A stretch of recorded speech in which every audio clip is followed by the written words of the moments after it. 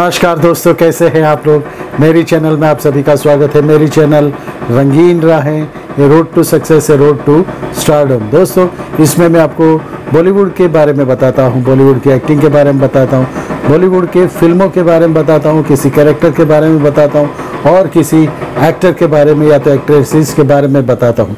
दोस्तों, आप लोगों को मेरा ये वीडियो बहुत अच्छा लगता है, आप लोगों का प्यार सर आँखों पे। दोस्तों, मेरे सब्सक्राइबर बढ़ते जा रहे हैं, आप लोगों का प्यार मुझे मिलते जा रहा है, ऐसा ही प्यार बनाए रखिए।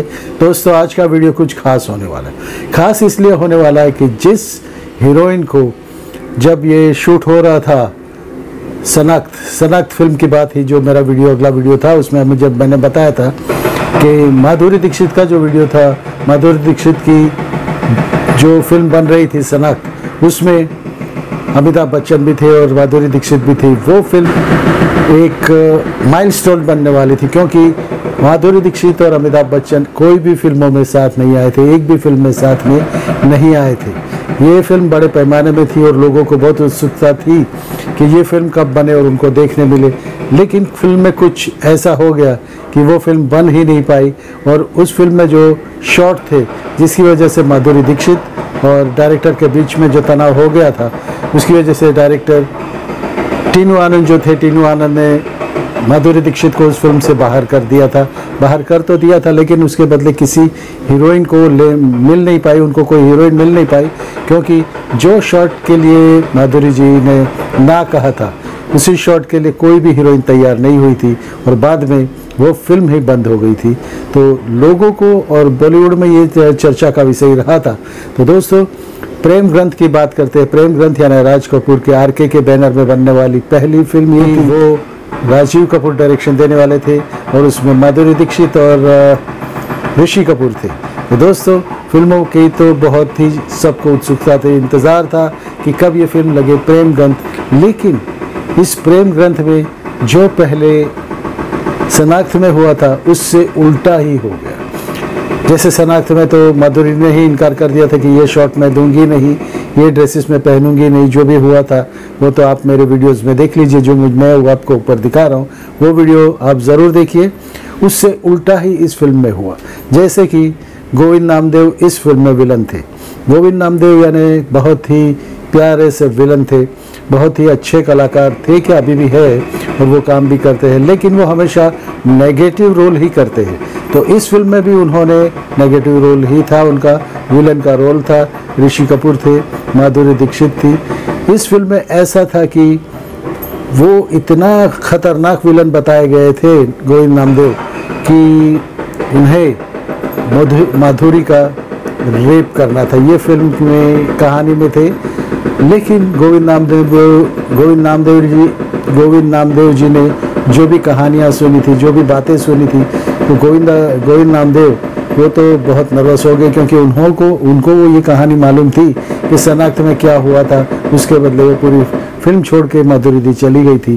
तो उनको तो डर लग रहा था कि माधुरी जी मुझसे कुछ ऊंच नीच ना हो जाए, जिसकी वजह से अगर फिल्म लटक जाएगी तो मेरा नाम भी बदनाम होगा, जो मुझे काम मिल रहा है वो भी नहीं मिलेगा। लेकिन ये इसमें बहुत ही भयानक खतरनाक नेगेटिव रोल वो जो कर रहे थे, उनको माधुरी का रेप करना था, ऐसा सीन था। तो दोस्तों, बहुत ही खतरनाक विलन का ये कैरेक्टर तो करते, आंखों से बातें करते, डायलॉग की ज़रूरत ही नहीं पड़ती, खूंखार विलन थे। और जब ये सीन शूट होना था तो गोविंद नामदेव जी अपने मेकअप रूम से बाहर ही नहीं आए, अपने रूम से बाहर ही नहीं आए, क्योंकि वो कंफ्यूजन में थे कि इतनी बड़ी हीरोइन, इतनी बड़ी, और ऋषि कपूर इतना बड़ा एक्टर, उनके सामने मैं कैसे ये काम कर पाऊंगा।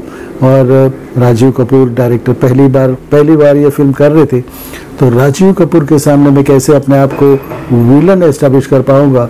बहुत नर्वस हो गए थे और ठंडे से हो गए थे। तो जब वो शॉट देने के लिए गए ही नहीं, तब उन्हें बुलावा आया। तो माधुरी जी के पास जब वो गए तो माधुरी जी ने देखा कि ये बहुत नर्वस हो गए हैं, क्योंकि वो आर्टिस्ट है, आर्टिस्टों की बात जानती ही है। आंखों में उन्होंने देखा, तब जब उन्होंने कहा कि नामदेव जी क्या बात है, क्यों इतने नर्वस क्यों हो रहे हो आप। तो लेकिन मैं आपके साथ ये सीन नहीं कर सकता। तो माधुरी जी ने कहा क्यों, क्या बात है, ये तो फिल्म की बात है, सीन है। मैं खुद आपको रिस्पॉन्स करूँगी, मैं आपको जो भी सहायता चाहिए मैं दूंगी, और ये सीन को आप इतना अच्छा बना दीजिए कि जिसकी वजह से प्रेम ग्रंथ ये जो फिल्म है सुपर हिट हो जाए और आपको नेगेटिव एकदम खुखार जो नेगेटिव आप रोल जो कर रहे उसमें जान आ जाए। इतना कहने से नामदेव में थोड़ी सी हिम्मत तो बढ़ी, लेकिन शॉट देते वक्त वो नर्वस हो जाते थे और डायरेक्टर यानी कि राजीव कपूर को जो एक्सप्रेशन चाहिए थे, जो एक्शन चाहिए थे, वो कर नहीं पाते थे। तब माधुरी जी ने शॉट रोक के कहा कि ज़रा मेरे बाजू में बैठिए, उनको बाजू में बिठाया, उनको कहा कि आप इसमें क्या क्या करने वाले हैं, ये शॉट में कैसे करोगे तो आप मुझे बताते जाइए, उसके लिए मैं मेंटली भी प्रिपेयर रहूँगी और आप भी क्या कर सकते हो वो मुझे दिखाइए, और वो सीन को मैं आपको जो चाहिए वो रिस्पॉन्स देने तैयार हूँ। आप डरिए नहीं, आप अपना काम कीजिए। आप नेगेटिव रोल कर रहे हो तो आप विलन हो। यहाँ पे जो भी है वो प्राइवेट जो भी हम आपको जानते हैं या आप हमें जानते हैं या आपका हो रहा है, मेरा हो रहा है, सबकी एक एक इम्प्रेशन बनी हुई है, तो आप वो सब भूल जाइए। अभी सिर्फ ये आप कैरेक्टर है वो याद रखिए। और माधुरी जी कहती गई, वैसे गोविंद राम जी शॉट देते गए, लेकिन शॉट देने से पहले गोविंद जी उनसे कहते थे कि अभी मैं ये करने वाला हूँ, अभी मैं आपको यहाँ से पकड़ूंगा, अभी मैं आपका ये बाल खींचूंगा, या तो जो भी शॉट है यानी जो नेगेटिव है वो सब मैं करूँगा, तो प्लीज़ डोंट माइंड। यानी देखिए, नेगेटिव करते करते विलन भी नर्वस हो जाता है क्योंकि उसके माइंड में वही बातें जो चल रही थी, तो शॉट हो नहीं पा रहा था। अब क्या कि जब माधुरी जी ने उनको बाजू में बिठा के कहा कि देखिए आप तो पुरुष हो, आप अपनी जो भी ताकत है, जो भी नेगेटिव है, हालांकि कोई पुरुष इतना नेगेटिव होता ही नहीं, ये तो कैरेक्टर में जब आप आ जाते हो तो ऐसा करना पड़ता है, तो आप वही सोचिए। अब आप भूल जाइए कि मैं माधुरी हूँ और आप गोविंद नामदेव जी है।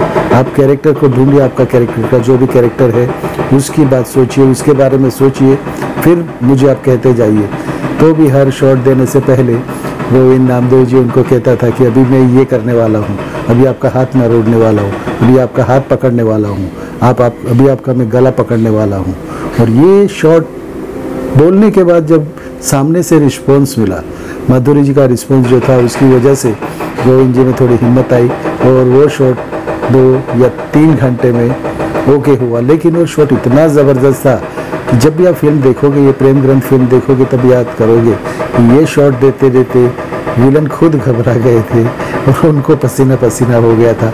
हालांकि होता है, हर आदमी बुरा होता नहीं है, लेकिन कैरेक्टर में जाने के लिए किसी का ऑरा ऐसा होता है। जैसे माधुरी जी तो उस वक्त की मानी हुई अदाकारा थी, नंबर 1 अदाकारा थी, बहुत ही फेमस अदाकारा थी और नंबर 1 की अदाकारा थी, इसके लिए ये थोड़े नर्वस हो गए थे। बाद में माधुरी जी ने उनको बहुत रिस्पॉन्स दिया, उनको सपोर्ट किया और वो शॉट ओके हुआ। दोस्तों यही कुछ कहानी थी। मैं वैसी ही कहानियाँ मैं आपको बताते रहता हूँ और ऐसी कहानियाँ सुनने के लिए, बातें सुनने के लिए आप मेरी चैनल में देखते रहिए, मेरी रंगीन राह चैनल में देखते रहिए। और अगर आप नए हो, पहली बार आए हो मेरे वीडियो पे, तो नीचे जो लोगो आता है उसे सब्सक्राइब कीजिए और बाजू का लाल बटन दबा दीजिए। दोस्तों जो हमें पर्दे पर देखने मिलता है उसके लिए क्या क्या पापड़ बेलने पड़ते हैं और क्या क्या करना पड़ता है, ये पर्दे के पीछे की कहानी है, कैमरे के पीछे की कहानी है, लेकिन बाद में आखिर तो जो कैमरा देखता है वही आपको देखने मिलता है। दोस्तों फिर मिलेंगे कभी अगले वीडियो में। आपका दोस्त, आपका होस्ट विपिन कुमार। भारत माता की जय, Vande Mataram. I love you friends, new friends. नीचे जो लोगो आता है, हाँ, उसे सब्सक्राइब कीजिए। Thank you very much.